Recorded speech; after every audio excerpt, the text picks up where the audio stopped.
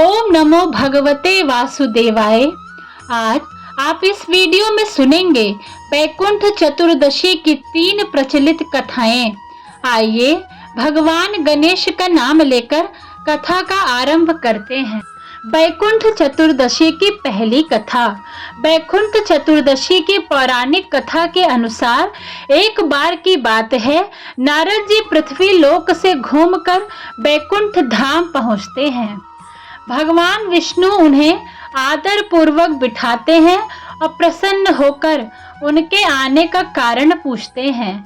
नारद जी कहते हैं, हे प्रभु, आपने अपना नाम कृपा निधान रखा है, इससे आपको जो प्रिय भक्त वही तर जाते हैं, जो समान नर नारी वह वंचित रह जाते हैं।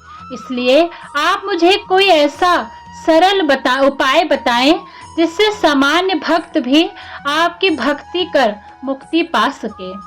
यह सुनकर विष्णु जी बोले, हे नारद, मेरी बात सुनो।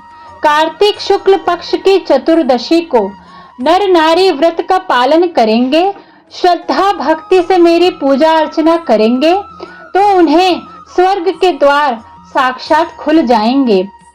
इसके बाद विष्णु जी जय जय को बुलाते हैं। जय विजय को बुलाते हैं और उन्हें कार्तिक चतुर्दशी को स्वर्ग के द्वार खुला रखने का आदेश देते हैं। भगवान विष्णु कहते हैं कि इस दिन जो भी भक्त मेरा थोड़ा सा भी नाम लेकर पूजन करेगा वह वैकुंठ धाम को प्राप्त करेगा। वैकुंठ चतुर्दशी की दूसरी कथा। पौराणिक मतानुसार एक बार भगवान विष्णु देवाधिदेव महादेव का पूजन करने के लिए काशी आए। वहां मणिकर्णिका घाट पर स्नान करके उन्होंने 1000 स्वर्ण कमल पुष्पों से भगवान विश्वनाथ के पूजन का संकल्प किया। अभिषेक के बाद जब वे पूजन करने लगे तो शिवजी ने उनकी भक्ति की परीक्षा के उद्देश्य से एक कमल पुष्प कम कर दिया। भगवान श्री हरि को पूजन की पूर्ति के लिए 1000 कमल पुष्प चढ़ाने थे। एक पुष्प की कमी देखकर उन्होंने सोचा, मेरी आंखें भी तो कमल के ही समान हैं, मुझे कमल नयन और पुंडरीकाक्ष कहा जाता है। यह विचार कर भगवान विष्णु अपनी कमल समान आंख चढ़ाने को प्रस्तुत हुए। विष्णु जी के इस अगाध भक्ति से प्रसन्न होकर देवाधिदेव महादेव प्रकट होकर बोले, हे विष्णु, तुम्हारे समान संसार में दूसरा कोई मेरा भक्त नहीं है। आज की यह कार्तिक शुक्ल चतुर्दशी अब वैकुंठ चतुर्दशी के नाम से जानी जाएगी और इस दिन व्रत पूर्वक जो पहले आपका पूजन करेगा उसे वैकुंठ लोक की प्राप्ति होगी। भगवान शिव ने इसी वैकुंठ चतुर्दशी को करोड़ों सूर्य की क्रांति के समान वाला सुदर्शन चक्र विष्णु जी को प्रदान किया। शिव जी तथा विष्णु जी कहते हैं कि इस दिन स्वर्ग के द्वार खुल जाते हैं। मृत्यु लोक में रहने वाला कोई भी व्यक्ति इस व्रत को करता है तो वह अपना स्थान वैकुंठ धाम में सुनिश्चित कर लेता है। आइए वैकुंठ चतुर्दशी की तीसरी कथा सुनते हैं। धनेश्वर नामक एक ब्राह्मण था जो बहुत बुरे काम करता था। उसके ऊपर कई पाप थे। एक दिन वो गोदावरी नदी में स्नान के लिए गया। उस दिन वैकुंठ चतुर्दशी थी। कई भक्तजन उस दिन पूजा अर्चना कर गोदावरी घाट पर आए थे। उस भीड़ में धनेश्वर भी उन सभी के साथ था। इस प्रकार उन श्रद्धालुओं के स्पर्श के कारण धनेश्वर को भी पुण्य मिला। जब उसकी मृत्यु हो गई तब उसे यमराज लेकर गए और नरक में भेज दिया। तब भगवान विष्णु ने कहा कि यह बहुत पापी है, पर इसने वैकुंठ चतुर्दशी के दिन गोदावरी स्नान किया और श्रद्धालुओं के पुण्य के कारण इसके सभी पाप नष्ट हो गए, इसलिए इसे वैकुंठ धाम मिलेगा। अतः धनेश्वर को वैकुंठ धाम की प्राप्ति हुई। बोलिए विष्णु भगवान की जय।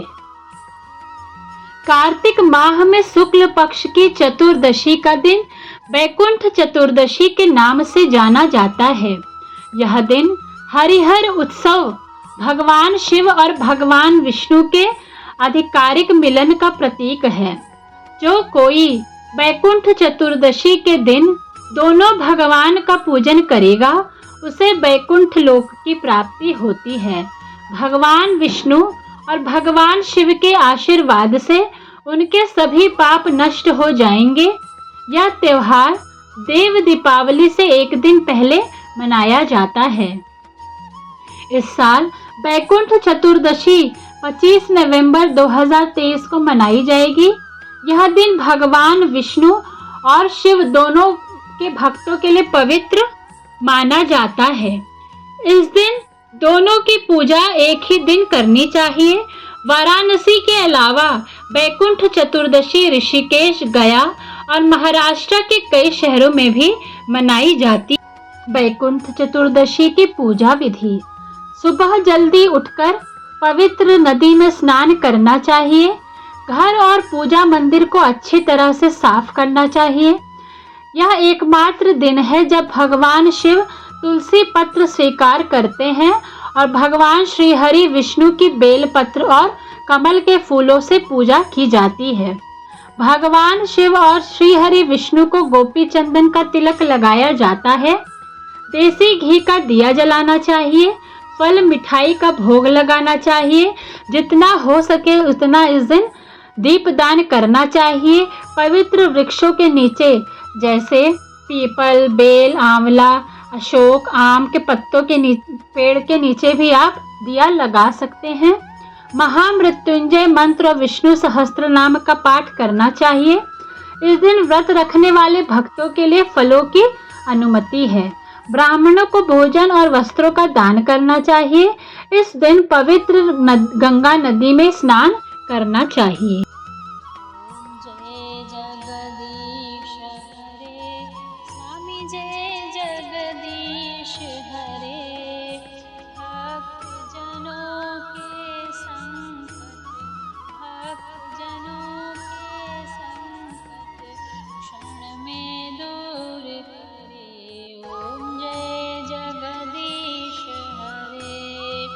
जो ध्यावे फल पावे, दुख बिन से मन का। स्वामी दुख बिन से मन का सुख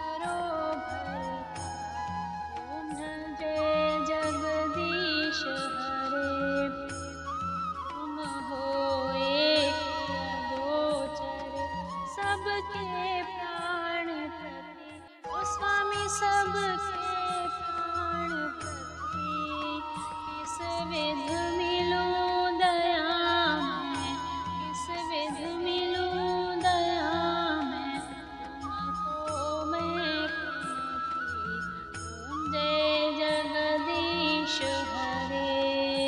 दीन बंधु दुख हरता ठाकुर तुम मेरे, स्वामी ठाकुर